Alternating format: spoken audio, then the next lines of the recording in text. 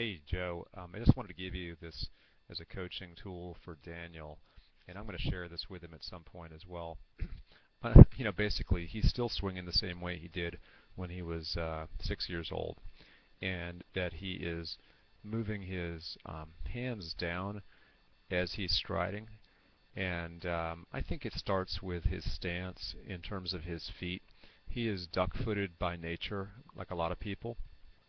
And so as you look at his feet here, even accounting for some variation because of the camera angle, but I can tell you that's not the case because I see him do this a lot, his back foot is pointed back towards the catcher. And, just by comparison here, you can draw a line on his front foot. I mean, you can tell there's some kind of backwards um, movement there. And I think that really starts a lot of stuff off. And there's probably some weight distribution that even though his head is in the middle here, I don't think that there's a forward movement, but I'm not even going to get into that now. It's really about that back foot. And as you can see, our buddy Bryce Harper here, who's experimenting with some kind of open stance at the moment, but it doesn't matter. He's got the traditional foot over here, which is closer to straight ahead than Daniel's is. So as we move along here, I'll show you number 2. Well, the cursor is acting weird here. Okay, so I'll move Daniel ahead. Maybe I will. The cursor just keeps disappearing on me. Come on. Alright. So Daniel's got some good rhythm going on here.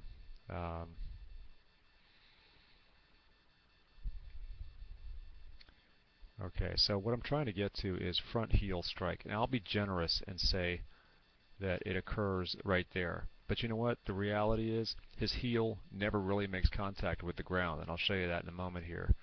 Let me erase everything. Let's get over to Bryce Harper, and we'll get him to heel plant,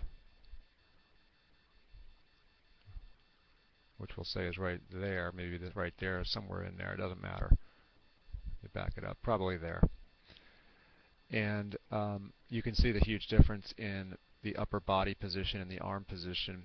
No lines necessary here.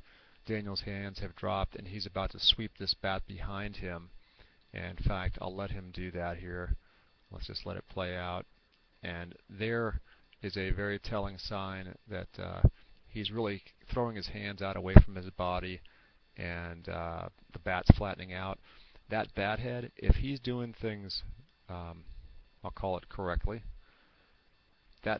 this bat head should really be lined up right about there. Instead, his shaft is. So things are really long here, and he's pretty athletic, so he's able to kind of make it work. But he's going to really have problems with fast pitching. And let's get over to, boy, this cursor is just murderous. Okay, let's get over to Bryce Harper here for a second.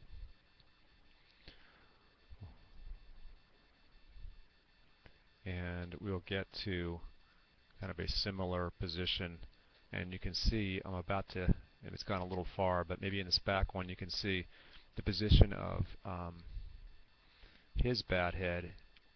It's over here somewhere, which is basically over the foot, something like that. It's a little bit behind it, but not much.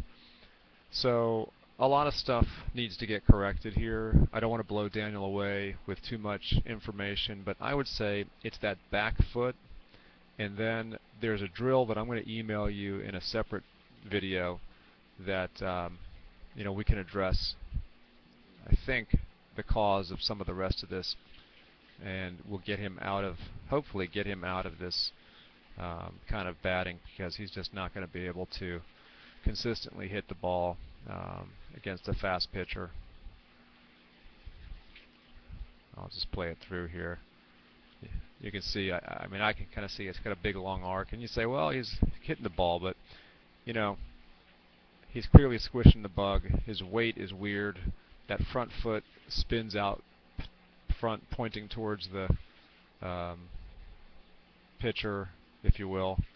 And hey, there's just some stuff to work on here. That's it for now. Thanks a lot for working with him, Joe.